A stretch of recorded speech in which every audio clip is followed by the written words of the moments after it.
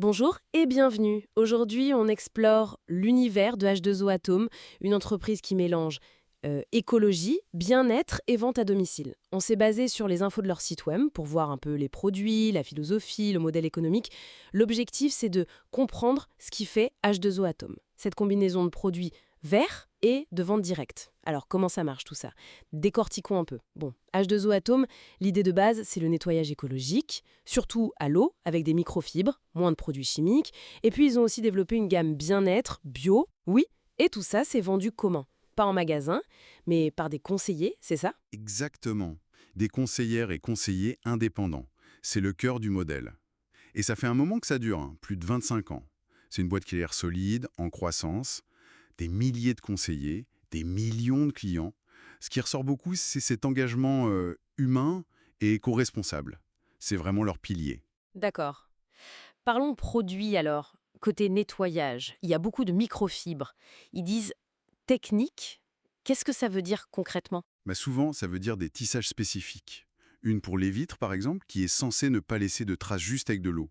Une autre pour la poussière, à sec. Le principe, c'est vraiment l'efficacité avec très peu, voire pas du tout de détergent. Mhm. Et ils poussent aussi des alternatives plus durables, comme le solide vaisselle ou la lessive solide. Ah oui, cette tendance du solide, du rechargeable, on la retrouve dans le bien-être aussi, j'imagine, hein. Tout à fait. C'est très cohérent avec leur démarche. À côté des huiles essentielles, des soins classiques, ils ont des cosmétiques bio, certifiés. On parle de labels comme EcoCert, Cosmebio. D'accord. Et ça se décline en déodorant solide, dentifrice solide. C'est vraiment une logique de réduction des déchets, de naturalité. Ça fait écho à l'offre au nettoyage. Et comment on achète ça alors? Via ce fameux modèle de vente à domicile. Les ateliers, tout ça. Oui, c'est ça. Les conseillers ont un statut de VDI, vendeur à domicile indépendant, en France, ou indépendant en Belgique. C'est un modèle qui se veut très accessible.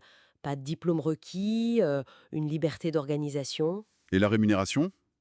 C'est à la commission, j'imagine. Eh oui, principalement. Commission sur les ventes personnelles, ça varie entre 23% et 30% du chiffre d'affaires hors taxe. Et il y a aussi des commissions si on parraine d'autres vendeurs sur leurs ventes. D'accord. Donc le revenu dépend beaucoup de l'investissement personnel, du nombre d'ateliers qu'on fait. Exactement. Ils donnent des exemples.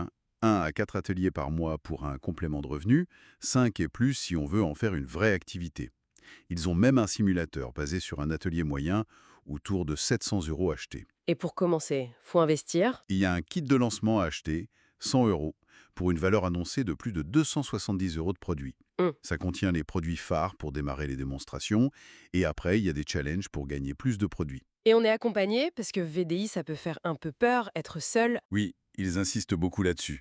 Il y a une formation en ligne, une marraine ou un coach attitré, une communauté via Facebook, des séminaires. C'est assez structuré pour ne pas lâcher les nouveaux dans la nature, on va dire. Et les valeurs de l'entreprise, au-delà des produits, l'écologie, le bio et la fabrication. Ils communiquent pas mal là-dessus.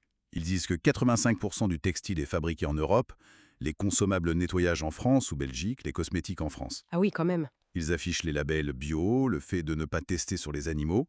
Et puis, il y a ce truc assez spécifique, une participation RSE Responsabilité sociale des entreprises de 2,60 € prélevés sur chaque commande. pour financer des associations? C'est ça, pour soutenir des projets sociaux ou environnementaux. C'est une façon d'impliquer directement le client. D'accord, donc si on résume, des produits axés écolo et bien-être, un modèle de vente basé sur le contact humain, des valeurs affichées, comment ça s'inscrit dans le paysage actuel?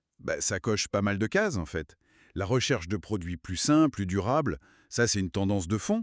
Et en même temps, la recherche de flexibilité au travail ou d'un complément de revenu. Le modèle VDI répond un peu à ça. Et le rôle du conseiller est clé. Ah oui, fondamental. C'est pas juste un vendeur. Il explique, il montre comment utiliser une microfibre juste avec de l'eau. C'est un guide personnalisé.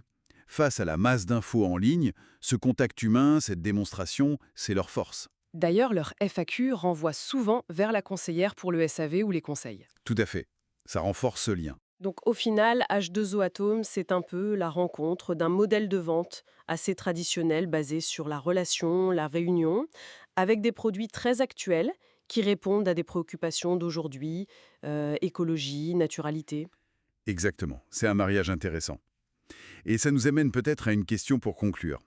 À l'heure où tout passe au digital, où on commande tout en un clic, Quelle place, quel avenir pour un modèle qui repose autant sur le contact physique, la démonstration en personne, la convivialité d'un atelier chez quelqu'un, même si c'est pour vendre des produits parfaitement dans l'air du temps, comme ceux qui misent sur le durable et le naturel?